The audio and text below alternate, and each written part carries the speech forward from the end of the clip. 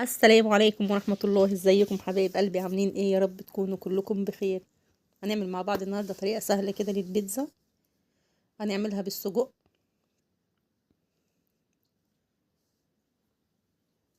يا رب تكون بس تعجبكم ان شاء الله. طريقة سهلة جدا ليها. هقول بسم الله الرحمن الرحيم كده. معايا كيلو دقيق. الدقيق اللي معايا ده دقيق 5 نجوم، انا اول مرة استعمله. احط عليه كده معلقتين لبن بودرة، رشة ملح،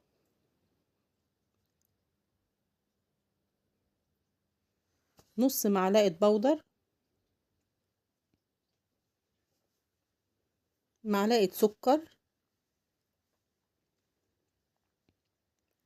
معايا كده معلقة خميرة كبيرة هنزل عليها بكوباية مية دافية. انا بختبر الخميرة بتاعتي الاول.